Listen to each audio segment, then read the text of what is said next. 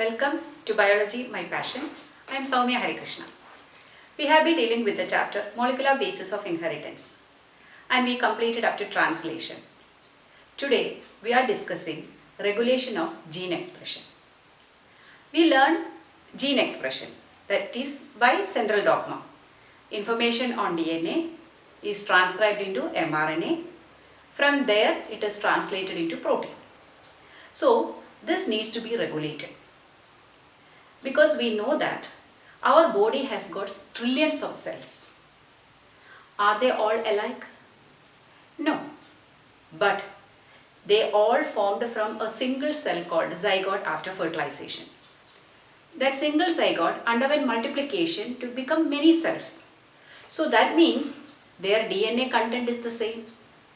So the DNA has many genes, that means several thousands of genes in them. So when they are expressing, every single cell should produce all those thousands of gene expression, right? But is that happening? No. And also we know that our body has got different types of cells. Muscle cells are different from epithelial cells. Epithelial cells are different from nervous cells. So they have to prepare or produce the proteins or enzymes necessary for their function only. Then what happens to the rest of the genes in the DNA? Because they all have got the same set of genes. So most of the genes in a DNA are inactive. That is called a repressed state. So genes are in a repressed state most of the time. Only the required genes are active. Okay, that is during the developmental process of an organism, many genes become inactive. And only when they are needed or at certain stages of life, these genes are activated, that is de-repressed. Okay, so we need a system to operate certain genes to be functional, switch off other genes at certain times. So it's like a switch on and off mechanism. We know in our house we have so many appliances. We are not operating all of them together. Some are working throughout the day, some are working some time of the day, or some gadgets or some appliances we don't use regularly. So we have parallel connection at homes, you have learned about it, to operate them individually, right? The same way, genes also should have a switch on and off mechanism. That is called a regulation of gene expression. Regulation of gene expression in prokaryotes and eukaryotes are entirely different. We are mainly focusing on regulation of gene expression in prokaryotes. In 1961, two French microbiologists, Francois Jacob and Jacques Monod, we usually say Jacob and Monod, they proposed an Operon concept in Escherichia coli. For this discovery, they received Nobel Prize in the year 1965. So what is Operon? Operon is nothing but a segment of DNA that comprise one or more structural genes. Now we are discussing the parts of an operon. So it should have one or more structural genes because we are talking about prokaryotes and it's polycystronic. An operator gene. Operator gene is actually like the switch. Whether the process will happen or not, that is by the availability of operon. Then a promoter gene. For structural gene, there should be a promoter gene for binding with the RNA polymerase enzyme and a regulatory gene. So here regulator gene produces the repressor, a protein which will bind to the operator gene. We will discuss all those in detail. Operons can be of two types. Inducible operon and a repressible operon. What is inducible operon? Operon is switched on when inducer is present. Example, Lac Operon of Escherichia coli. That means when the substrate lactose is present, only in its presence the Lac Operon is functional or the action is switched on. Okay, so in the presence of an inducer, if it is switched on, then that is called a inducible operon. Now what is repressible operon? In repressible operon, the operon is switched off when co-repressor is present, that is the Tryptophan Operon of Escherichia coli. So I'll explain this later. Lac Operon or Lactose Operon is an example of inducible operon. So Lac Operon is the one which is mentioned in your NCERT textbook. So what is Lac Operon? Operon means it's a controlling unit. Unit of Lac. Lac stands for lactose. You all are familiar with lactose. What is it? It is a sugar. It is a disaccharide. Means two monomers are there. Right? So, when Escherichia coli bacteria is in the medium of lactose, it can use lactose as a source of energy. Just like how we are eating different kinds of food. Whatever is made at home, we consume. The same way, the availability of the nutrient is important for bacteria. Suppose glucose is present, bacteria prefer glucose. Why? Because glucose is the simplest form. But if glucose is absent and lactose is present, then the bacteria prefer lactose because they have no other option. They have to derive energy. So, they have to digest this lactose. Right? But first, the lactose has to come within the cell. It's intracellular digestion. We can take it through our mouth. But what about bacteria? They have to take it through their membrane. So that when they are in a medium containing lactose sugar, it has to come inside the body. So for that, an enzyme is required called a permease, allowing or permitting the lactose to come inside. Once it comes inside, the lactose has to be broken down. Into what? Into its monomers, which are they? Glucose and galactose. So when lactose is broken down into glucose and galactose, enzyme is required. Which is that enzyme? Beta-galactosidase enzyme. So one more enzyme is required for this process to complete. That is transacetylase. So for bacteria to consume lactose or make it as a source of energy, 3 enzymes are required. Which are they? Beta-galactosidase, permease and transacetylase. These 3 are enzymes, right? And bacteria are prokaryotic.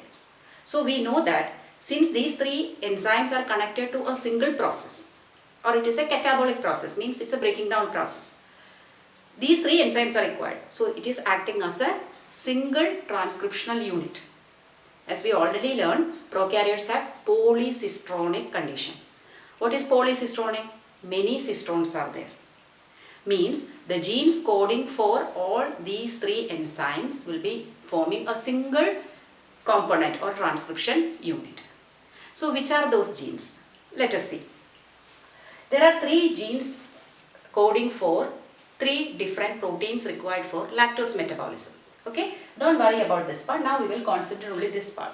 These 3 are called the structural genes, or structural genes more precisely we call them as cistrons since they are coding for a polypeptide, right? So this Z gene, LAC gene is coding for beta-galactosidase enzyme. LAC-Y gene codes for permease and LAC-A gene codes for transacetylase. So when all these 3 enzymes are present only, what will form? The lactose metabolism will take place, right? So this is forming a structural gene. We know from a structural gene during transcription what will form? mRNA will be forming. So now these genes are transcribed into mRNA. Now from this mRNA 3 different proteins will form. These 3 enzymes are formed. Which are they? This is beta-galactosidase, permease, transacetylase by transcription and translation. So this is usually happening. But think of a situation when lactose is not there. These 3 enzymes are required only if lactose is present. Okay, so when lactose is not there, do bacteria require these? No. Why should they produce enzyme unnecessarily wasting their energy? They don't want it. So they have to switch this mechanism off so that these enzymes won't be produced. Right? So there should be a switch. Where is the switch? We know in a transcription unit, the structural genes have promoter to the upstream end, right? But here, between the promoter site and the structural gene, there is a small region called the operator site. So next to promoter region, there is a region called the operator region. Okay, so now let us see these 2 in detail. We are all familiar with the promoter region. We already discussed promoter region in detail during the process of transcription. You can refer to that video if you want. So promoter site has certain sequences. Here it is AT rich sequence, adenine thymine rich sequences flanked between guanine cytosine rich sequences. Okay, so on both the sides of adenine thymine rich sequence, what is there? guanine cytosine rich sequences. Okay. Now, followed by that, there is the operator site. This operator site is actually controlling the structural gene. So, if this operator site is on, the process will go on. So, think of a situation when there is lactose in the medium. So, what happens? We know that the enzyme RNA polymerase, which is responsible for lactose metabolism, will come and bind with the promoter site. Promoter site has actually three regions. First, recognition site, then followed by that binding site, then initiation of the transcription. So this polymerase enzyme is moving through this. Operator is on, it can move through this and it can do transcription of mRNA. Later from mRNA, translation will produce the required enzyme. So there is no block, this part is open. The RNA polymerase can move through it. So the switch is on only when lactose is present. So here lactose is called a inducer, which is activating the process or switching on the process.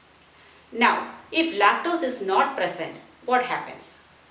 Before that, we have to talk about how this is being switched off. Usually, during switching off of this operator, there is another protein called a repressor protein which is coming and binding here. Okay, it is kind of blocking it. Our RNA polymerase is coming, binding with promoter site. It's trying to move. Can it go forward? No, here there is a block. So this repressor protein is blocking the operator site. As a result, what happens? The RNA polymerase is not able to move forward. This is called a off position. Since it is off, this process will not take place. These enzymes are not produced. The mRNA is not produced. So that means what? The bacteria do not require this process now. It is off because lactose is not present. Okay. Now, from where is this repressor coming? Because I mentioned repressor is a protein. So for making this repressor protein, there should be another structural gene, because always proteins can be made by transcription and translation. So there is a gene called a I gene. I gene is otherwise called a regulatory gene. This regulator gene will produce mRNA by transcription. That mRNA on translation produces this repressor. The repressor has a tendency to come and bind with the operator site. Okay, so it is in a switch off position. So RNA polymerase is not able to do its function. Okay, now this I gene is the regulator gene here producing the repressor. But now if it has to get switched on, what happens? There needs an inducer.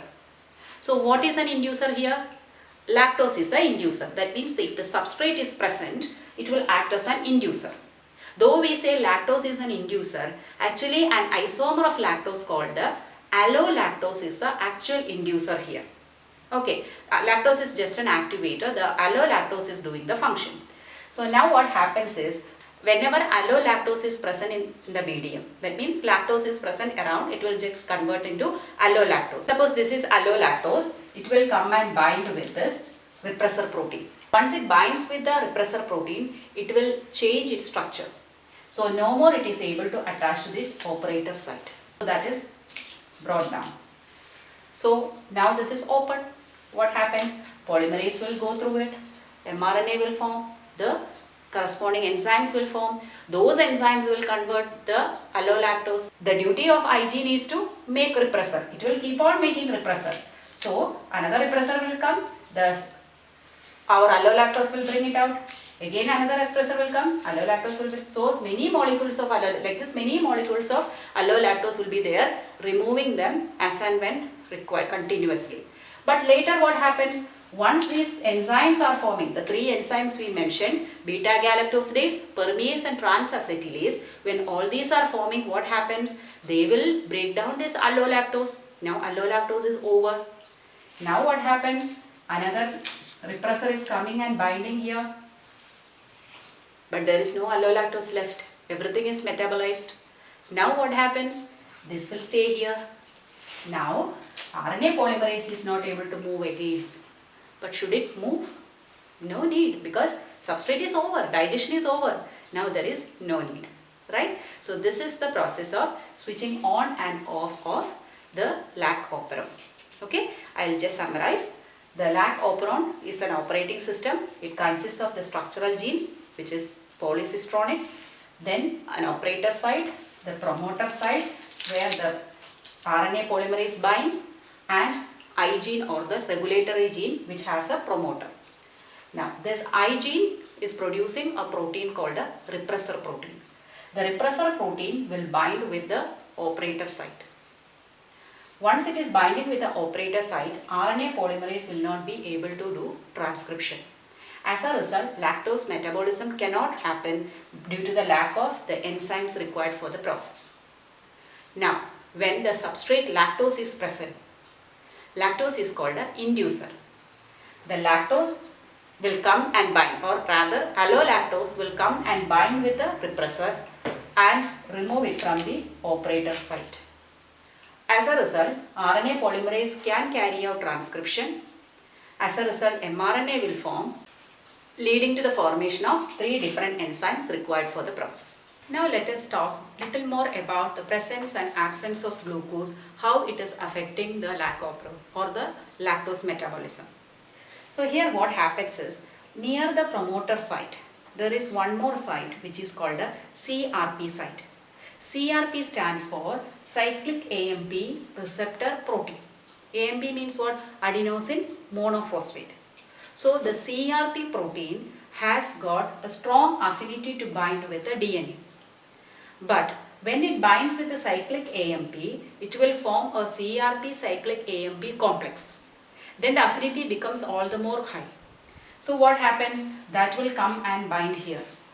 So once it binds here, this complex is otherwise called a CAP, catabolite activator protein also. So once it binds here, the RNA polymerase will attach to the promoter easily.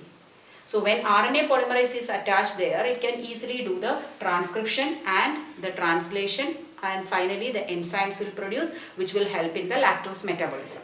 Okay, this is normally happening when glucose is absent and lactose is present. But when glucose is available, do bacteria need this? No, because they prefer glucose over lactose because glucose is the simplest form.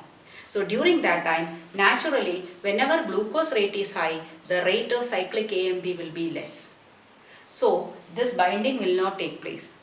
So this site will not be having this complex. As a result, RNA polymerase is also not able to bind here. So in the presence of glucose, lactose metabolism is restricted. So this is a catabolic process because lactose is breaking down. Now we are going to study about an anabolic process where tryptophan is produced. That is Tryptophan Operon. In Tryptophan Operon, this system is for producing tryptophan. What is tryptophan? It is nothing but an amino acid. So when amino acid is not available to the bacterium, Escherichia coli, it has to produce it. So for the production, several enzymes are required. Actually 3 enzymes are required. So they are formed from these structural genes. How many genes are there? 5 genes are there. E, D, C, B and A. So from them mRNA will form by transcription, and translation will produce 3 different types of enzymes. These 3 enzymes will favor the conversion of substrate to tryptophan. 2 different stages. So each stage is catabolized by enzyme. So in the absence of these enzymes, tryptophan will not be produced. Now again, when are they supposed to produce tryptophan? When tryptophan is not available to them. Okay, and I told you this is an example of a repressible type of operator system or operon. Why? Because here also there is a gene, regulator gene, it is called a TRPR. Okay, this produces an mRNA, from that a repressor is produced. But this repressor is an inactive repressor. Unlike the Lac Operon where it was active repressor which could bind to the operator, this is inactive repressor. So we call it as aporepressor. This aporepressor is not able to bind to this operator site. When it is not binding, what is happening? The process will continue and these enzymes will produce, the enzymes will make tryptophan. But imagine when tryptophan is available to the bacterium from outside source, or it is already produced in the cell enough, no more tryptophan is required. Now the switch has to be off.